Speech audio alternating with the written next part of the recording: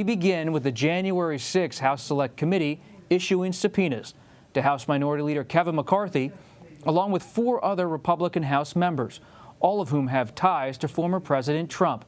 Congressman Scott Perry, Congressman Jim Jordan, Andy Biggs, and Mo Brooks were also called to speak before the panel. It's an escalation in the committee's efforts to obtain information as part of their probe. Committee Chairman Benny Thompson says the subpoenas were submitted after the lawmakers rebuffed the opportunity to participate voluntarily. For more on this story, let's bring in Scott MacFarlane. Scott is a CBS News congressional correspondent. Scott, thanks for being here. Why is each of these 5 lawmakers being requested to appear? Why have these 5 been chosen to receive subpoenas? Each has not agreed to meet with the committee voluntarily. The committee says that's why they had to get subpoenas for these 5. But each is being requested for different reasons. There are peculiarities to each of these cases, making them different. Let's start with Kevin McCarthy, of course, the highest-ranking Republican in the U.S. House.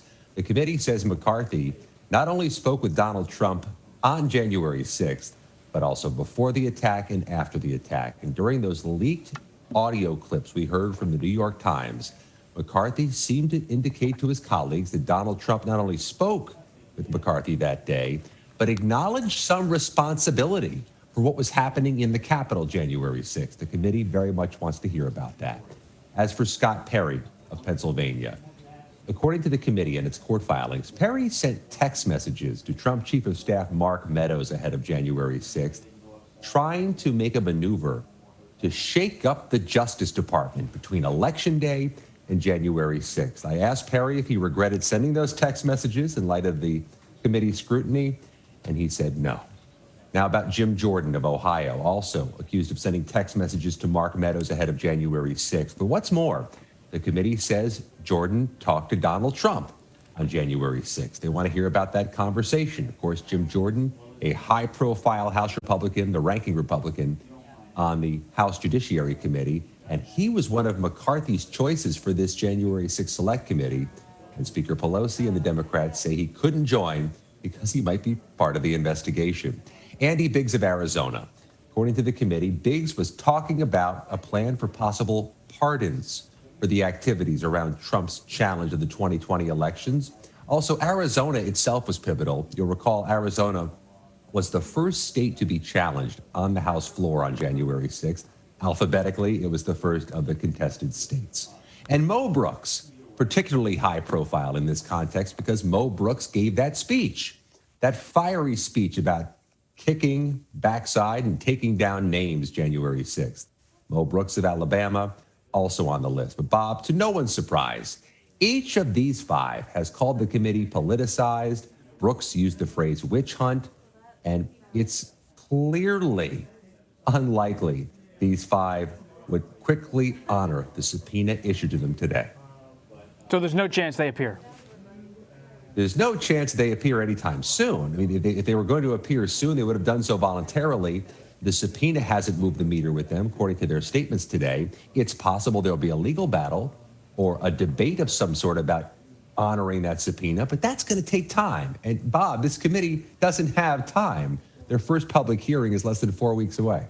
So was this symbolic, Scott? Was this a show of force, a show of intent to try to get them to talk? But it's clear they're already planning the committee hearings and scheduling them for the coming weeks. This doesn't appear to provide any leverage for the committee to compel them to talk, not the way a subpoena often does in a different context. But the committee is clearly messaging with this. They didn't just issue subpoenas today. They issued a press release. In fact, Mr. Jordan and Mr. McCarthy both told reporters they heard about the press release before they saw the subpoena. The committee is also showing a little bit of its hand. It's explaining why it wants each of these 5 to appear, iterating a set of accusations against each of them. So to that effect, they're really trying to maybe shift some hearts and minds before they shift into high gear for these public hearings. But why were some lawmakers not on the list? Based on your reporting, for example, Representative Marjorie Taylor Greene of Georgia, her text messages with Meadows have caused a splash in the news in recent weeks. She was off this list. Why is that? And Marjorie Taylor Greene is of interest to this committee, Bob, for what happened after January 6th, as you reported, when there was a series of messages being sent, and according to the New York Times leak as well, about possible martial law being invoked just before Inauguration Day. But the name I'm focused on is Dr. Ronny Jackson, the former White House physician for former President Trump, the freshman congressman from Texas who was in Congress just 3 days before January 6th. And according to recent court filings, in the criminal case against the accused Oath Keepers seditious conspiracy defendants, they were sending messages to each other worried about the safety and whereabouts of Ronny Jackson that day. If his name is being said by high-level defendants, it could be of interest to this committee.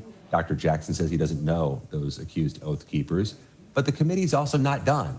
Bob, one of the committee members, says the interviews, the depositions, they're going to continue until the hearings and after the hearings. The hearings are not the coda of this committee. They're not the closing chapter.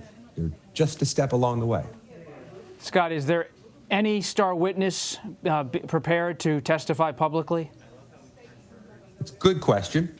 We know some of the people who've been deposed, and many of them would make for star witnesses if they were called. And of course, we know Donald Trump Jr. and Ivanka Trump were called to depositions with this committee. A number of the rioters were called, the accused Oath Keeper conspirator Stuart Rhodes and the accused Proud Boys leader Enrique Tarrio spoke with this committee.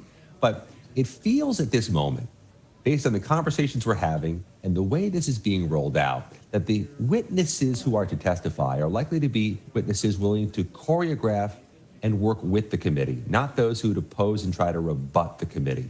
So a star witness may be a little weaker sauce than a high-profile grilling of somebody who is denying the truth about January 6th. We'll keep following this, Scott. You're on top of it as always. Thank you so much.